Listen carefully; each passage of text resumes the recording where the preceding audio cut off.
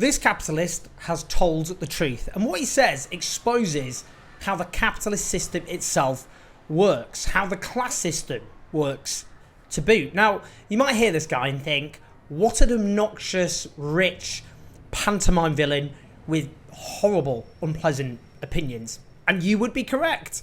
But it's so important to listen to this if you want to understand how capitalism really ticks. Do brace yourselves though, because I think the problem that we've had is that we have people decided they didn't really want to work so much anymore through COVID, and that has had a massive issue on productivity. Tradies have definitely pulled back on productivity. They have been paid a lot to do not too much in the last few years, and we need to see that change. We need to see unemployment rise. Unemployment has to jump 40, 50% in my view. We need to see pain in the economy. We need to remind people that they work for the employer, not the other way around. I mean, there's been a systematic change where employees feel the employer is extremely lucky to have them, as opposed to the other way around. So it's a dynamic that has to change. We've got to kill that attitude, and that has to come through hurting the economy, which is what the whole global, the world is trying to do. The governments around the world are trying to increase unemployment to get that to some sort of normality. And we're seeing it. I think every employer now is seeing it. I mean, there is definitely massive layoffs going off. People might not be talking about it, but people are definitely laying people off, and we're starting to see less arrogance in the employment market, and that has to continue because that will cascade across the cost balance.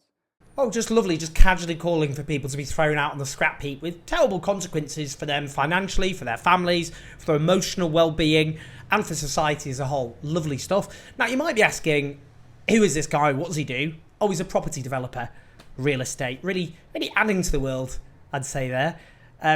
Engines of innovation and productive change. If there's one thing we need more of, it's property developers. Now, there is a truth in what he's saying, though. There is a truth in what he's saying. Bear with me, because it's about how capitalists benefit from unemployment. When you have periods of full employment, that's when workers have a strong bargaining position. It's no coincidence that the period after the war, so between the mid-40s to the early 1970s, was a period of strong economic growth and rising living standards in the West. In fact, the most sustained high increase in living standards in modern times. The French call it the 30 glorieuses, the 30 glorious years. Others called it the golden age of capitalism, because this was a period, by the way, of strong trade unions, nationalisation, high taxes on the rich, strong state intervention, and it delivered high growth, which was equitably distributed relatively compared to where we are today, with rising living standards as a consequence.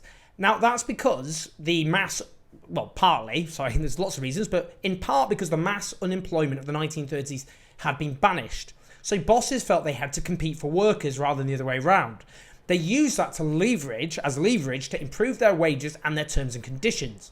But what happens if you've got, for example, mass unemployment? If you've got 4 million people, say, unemployed, then you have at least another 4 million workers who are terrified of losing their jobs. You get what's called a reserve army of labour. So bosses think they always got some other unemployed workers who are desperate and willing and waiting to take up work. And that undermines the bargaining position of those in work. Those in work worry about rocking the boat, about antagonising their employers. So they stop going on strike, they stop organising, and they submit to the demands of bosses. Or certainly that happens more easily than would otherwise be the case. Now, this is a big part of the story of what happened to Britain, for example, because in the 1980s, our trade union movement was smashed through various means.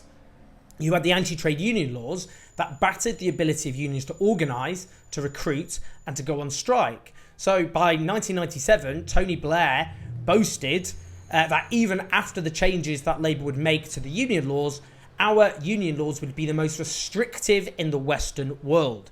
There was also the defeat suffered by the trade unions in the strikes of the 1980s, the miners being the most important because they were seen as the vanguard of the labour movement. They had brought down the Conservative government of Ted Heath in the 1970s. He went to the people, he went to a general election, supposedly, making a choice between him or the miners, the unions.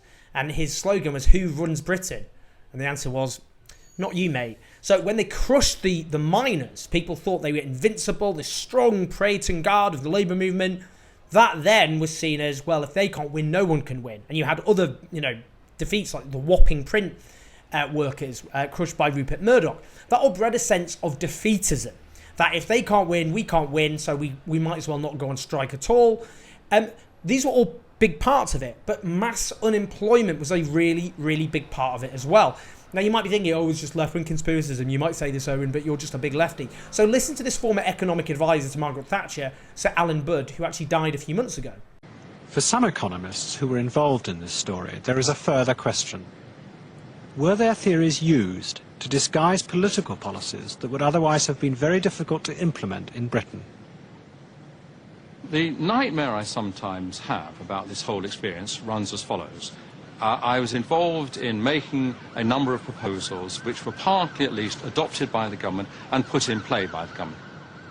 Now, my worry is as follows, that there may have been people making the actual policy decisions, or people behind them who never believed for a moment that this was the correct way to bring down inflation. They did, however, see that it would be a very, very good way to raise unemployment. And raising unemployment was an extremely desirable way of reducing the strength of the working classes, if you like. That what was engineered there, in Marxist terms, was a crisis of capitalism which recreated the reserve army of labour and has allowed the capitalists to make high profits ever since. Now, again, I don't say I believe that story, but when I really worry about all this, I worry whether, indeed, that was really what was going on.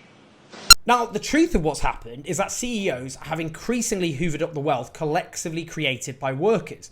Take the UK. As the High Pay Commission found, in Britain last year, the CEOs, the chief executive officers, of the top 100 companies increased their pay to 3.91 million from 3.38 million the year before.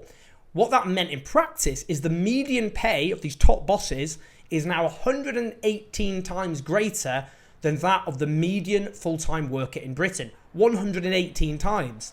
In 2021, it was 108 times. In 2020, it was 79 times. You can see what's happening there. CEOs getting ever and ever richer, pulling away from their often underpaid and undervalued workforces. A massive concentration of wealth at the top. That wealth isn't created by those CEOs just sitting around being incredible geniuses with all their hard work, even when they're sleeping, and their determination. It's workers who aren't paid enough, working each day, creating the wealth that then is hoovered up by a tiny elite at the top. So we need to increase the bargaining power of workers, because this has terrible distorting impacts on our economy, because a lot of that wealth then gets stuck in property and assets, and you create these property bubbles, which is obviously an asset bubbles, which is very bad for the stability of the economy. That wealth would be better off going into the pockets of working people. That would reduce household debt, which is a drag on the economy and bad for people's mental well-being. It would mean less taxpayers' money being spent on in-work benefits to top up people's wages, and it would mean more money being spent in local economies. So full employment is something we should fight for as a good thing in of itself. We don't want people out of work and the impact that has on people. But as well as that, it's good for the bargaining power of workers. And what we also need, that needs a combination of things, anti-trade union laws to be repealed so workers can have a big, confident sense of themselves, their own collective power to win concessions, to win higher wages. And that's what this pantomime villain capitalist is really scared of. The power of workers, because he knows that without mass unemployment to discipline hit them, which is what he's talking about, they have power and strength, and that's something we need to exploit. Please like, subscribe, please support us on patreon.com/OwenJones84. I'll see you in a bit.